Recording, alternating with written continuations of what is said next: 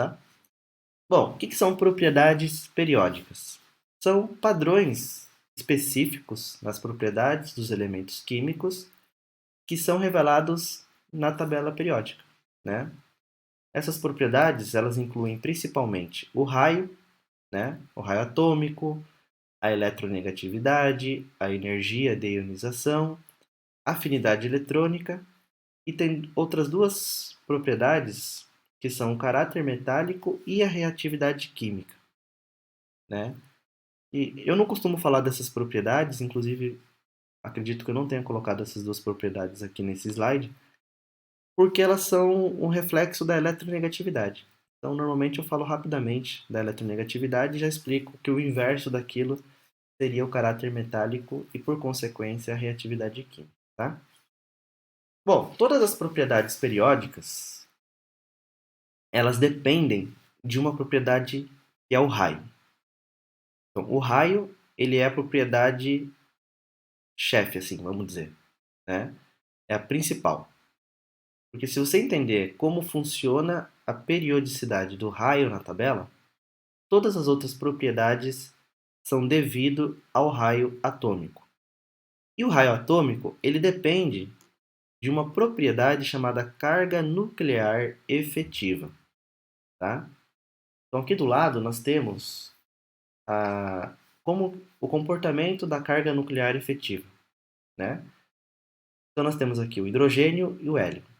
Aí quando a gente volta lá no início da primeira coluna, volta também para o lítio, ó, a propriedade. Então, propriedade periódica, elas vão apresentar esse movimento de zigue-zague. Para uma propriedade ser considerada periódica, ela não pode ser linearmente crescente ao infinito. Não. Ela tem que apresentar essa característica de zigue-zague. De começar num período, quando inicia o outro, ela vai até o final do período, depois volta, vai até o final do período, fazendo esse movimento de zigue-zague. Bom, o que é carga nuclear efetiva? Não vou explicar isso muito aprofundadamente, mas eu vou falar rapidamente para vocês o que seria. A carga nuclear efetiva, ela está relacionada com a, a força de atração que os elétrons sentem pelo núcleo. Teoricamente, todos os elétrons de um átomo, eles são puxados de forma igual pelos prótons que existem no núcleo desse átomo. Independente se o elétron está mais longe, está mais distante, teoricamente todos deveriam ser puxados com a mesma intensidade. Isso é interessante falar porque, assim, às vezes o aluno pensa assim, um átomo tem 7 elétrons e 7 prótons. Então, é um próton para um elétron. Não. Na verdade, não é esse o raciocínio correto. Se um átomo tem 7 prótons e 7 elétrons, são 7 prótons para cada elétron. Então, cada elétron ele sente a atração individual dos 7 prótons. É como se todos os elétrons fossem atraídos de forma igualitária por todos os prótons. Não é um a um. É todos por um. Ou um por todos. Aí vocês entendam como vocês quiserem. Isso na teoria. Na prática, a gente percebe que isso não funciona exatamente desse jeito. Por quê? Porque os elétrons que estão mais afastados, eles acabam sendo atraídos menos. Porque os elétrons mais internos, eles vão blindando a atração. Isso chama blindagem, inclusive, o nome específico para isso. Então, por exemplo, esse elétron, teoricamente, se esse átomo tivesse 7 prótons, ele deveria ser atraído por 7 partículas positivas. Mas na prática existe uma redução dessa carga nuclear sobre este último elétron. A gente chama essa redução, né, de efeito Slater. Na verdade, é a regra de Slater que vai calcular isso daí. Para a gente calcular a carga efetiva, a gente pega o número de carga real, no caso seria 7, e subtrai uma constante que depende de um cálculo que também não vou mostrar para vocês como que esse cálculo é feito, tá? O importante é vocês saberem o seguinte: os elétrons mais afastados, eles não são atraídos completamente por todos os prótons. Existe um pequeno decréscimo.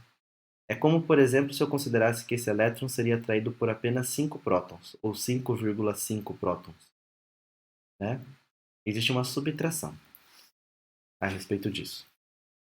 E a carga nuclear efetiva, ela vai diminuindo de acordo com o aumento do número de camadas.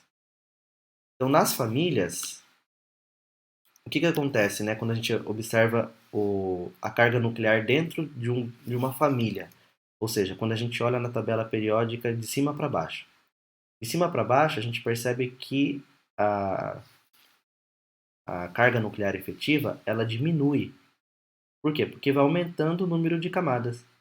Então, os átomos que estão em cima, eles têm mais carga efetiva do que os átomos que estão embaixo. Por outro lado, quando a gente olha por um período, os elementos que estão à direita, eles sentem cargas nucleares efetivas maiores. Por quê? Porque aumenta o número de prótons. Tá? Então, essa característica é importante para a gente poder explicar o raio atômico. Tá? Então, vamos para a explicação do raio atômico. É praticamente impossível a gente medir o tamanho de um átomo. Por quê? Porque o núcleo, ele existe fisicamente, vamos dizer assim, né? Ele é uma esfera que está no meio do átomo. Só que a eletrosfera, ela não existe fisicamente. Na verdade, a eletrosfera são elétrons, né? Que estão girando ali ao redor do núcleo. Mas não existe um limite, uma barreira física que nos faça perceber aonde que o átomo termina. Então é praticamente impossível medir o raio de um único átomo. Então como que é feita a medida do raio atômico? Na verdade, é possível determinar a distância entre dois núcleos do mesmo átomo e nós dividimos essa distância por 2. Então esse número seria o raio. Então raio atômico nada mais é do que a metade da distância entre dois núcleos de átomos iguais. No caso de átomos metálicos, nós consideramos átomos vizinhos em uma amostra sólida. Para ametais, a gente considera a distância entre os núcleos de dois átomos que estão ligados por ligação covalente. Então, por exemplo, dois átomos de oxigênio formam uma molécula, né, e eles estão ligados por uma ligação covalente e existem dois núcleos aqui. Então, a gente determina o raio de acordo com essa distância. Já os gases nobres, como eles não formam ligação química, a gente usa o raio que a gente chama de raios de Van der Waals, que é a metade da distância entre os centros de átomos vizinhos em uma amostra de gás sólido. É até estranho falar gás sólido, né? Se está gás, não está sólido. Mas é como se fosse hélio no estado sólido, argônio no estado sólido, né, a temperaturas baixíssimas. É isso que ele está querendo dizer com isso. Tá? E qual que é o comportamento do raio dentro da tabela periódica? Isso que é importante que vocês entendam. Como que a propriedade periódica se comporta ao longo da tabela? Então vamos lá. Nas famílias, o raio atômico ele cresce de cima para baixo, ou seja, o elemento que está lá embaixo é maior do que o elemento que está em cima. E por que isso acontece? Porque conforme nós vamos descendo na tabela periódica, nós vamos aumentando o número de camadas. E quanto mais camadas, maior é o átomo. Então é muito simples a explicação do porquê que um raio aumenta de cima para baixo dentro da família. Já nos períodos, o raio ele decresce da esquerda para a direita, ou seja, um elemento da esquerda é maior que o elemento da direita. Por que isso acontece? Por causa do aumento da carga nuclear efetiva. Quanto mais prótons nós temos, mais atraído serão os elétrons, menor vai ser o átomo. Então vamos supor aqui, eu vou considerar o lítio e o flúor. O lítio ele tem 3 prótons, o flúor tem 9. Então normalmente o aluno pensa assim, bom, se ele tem 9 prótons, ele deve ser maior. Não. Por quê? Porque apesar dele ter 9 prótons e ter 9 elétrons, o fato dele ter 9 prótons faz com que os elétrons sejam mais fortemente atraídos pelo núcleo do flúor do que do lítio. Então, o átomo de flúor é menor porque os elétrons estão mais atraídos ao núcleo do que com relação ao átomo de lítio, né? E eles possuem a mesma quantidade de camada. Por quê? Porque eles estão no mesmo período. Então, dentro de um período, quanto maior for a carga nuclear efetiva, menor vai ser o átomo. E dentro das famílias, quanto mais para baixo ele tiver, maior ele vai ser porque ele vai ter mais camadas, tá? Até aqui, alguém quer fazer alguma pergunta desse assunto?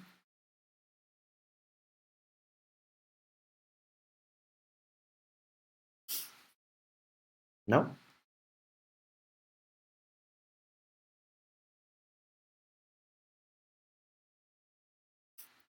Então, tudo bem.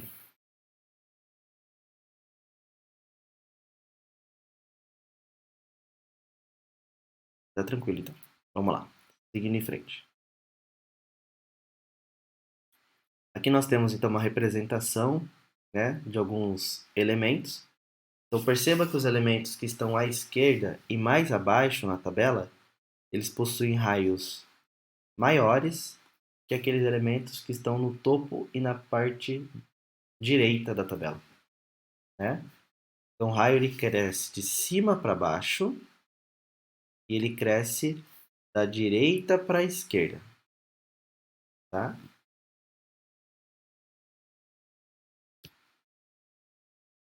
No próximo slide nós temos... Eita, deu pau aqui, ó. Esse aqui é o próximo slide, tá? Não sei porque que ele ficou assim. Deixa eu voltar aqui. Aí, pronto. Aqui nós temos uma representação mais próxima da tabela periódica, né? Então, mesma coisa. Os elementos da esquerda são maiores que os elementos da direita. Observe que entre os metais de transição, os raios eles não se alteram muito, né? Eles mantêm ali um raio meio que próximo um do outro. E dentro dos lantanídeos, nós temos algumas deformações, inclusive, né? Nós temos átomos muito grandes no meio, e parece que o tamanho se mantém muito constante, né? Tendo dois átomos pequenininhos aqui, ó. Então, as propriedades periódicas, elas não seguem uma regra 100%, né? Eu não posso, por exemplo, afirmar para vocês com 100% de certeza que o átomo de prata é menor que o átomo de molibdênio. A gente pode até prever isso pela posição deles na tabela. Mas responder com 100% de certeza a gente não tem como porque a gente não tem o número de verdade. Para responder isso com toda certeza, deveríamos ter um número. Agora, com toda certeza, um átomo de cloro é menor do que um átomo de magnésio, tá? Porque eles estão muito distantes um do outro na tabela. Então, quanto mais distantes os elementos estão, mais acentuado vai ser a diferença da propriedade entre eles, certo?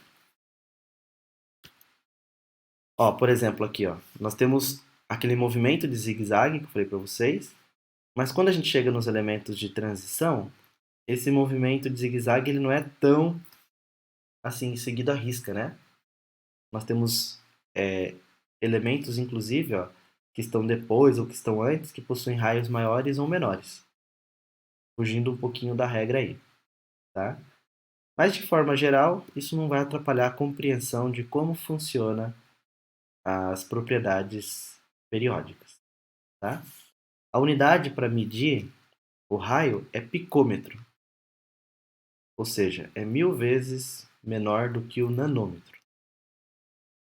Então o nanômetro ele é 1 bilhão de metros, seria 1 trilhão a menos, né?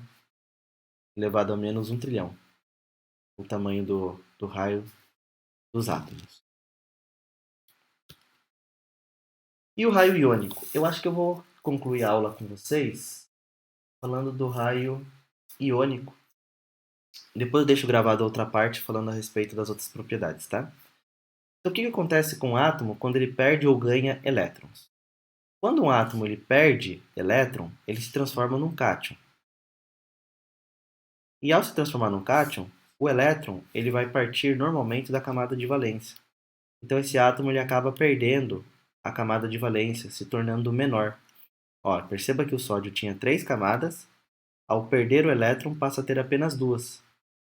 Então o raio diminui. Então o raio do átomo original é maior que o raio do cátion. Cátions são menores que os átomos que deram origem para eles. Tá? Por outro lado, o que acontece com os ânions, né?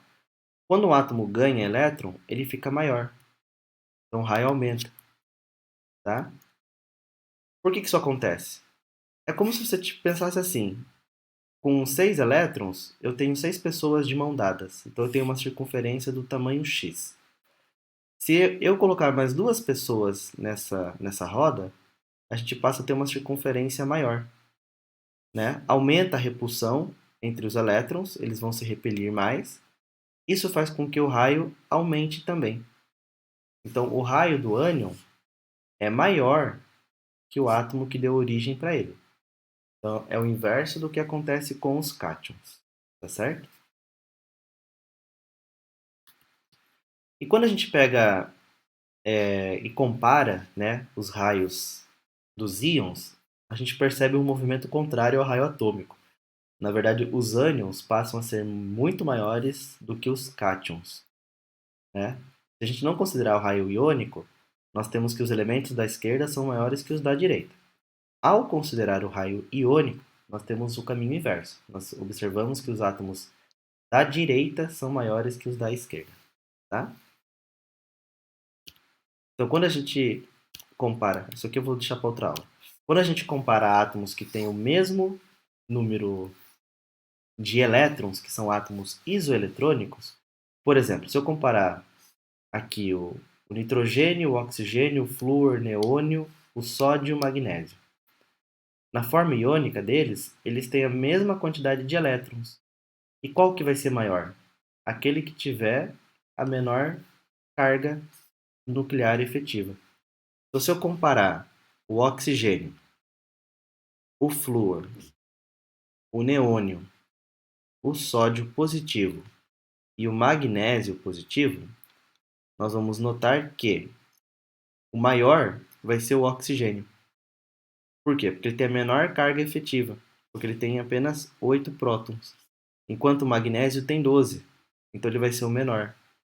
Tá? E todos eles têm a mesma quantidade de elétrons. Nesse caso, todos terão 10 elétrons.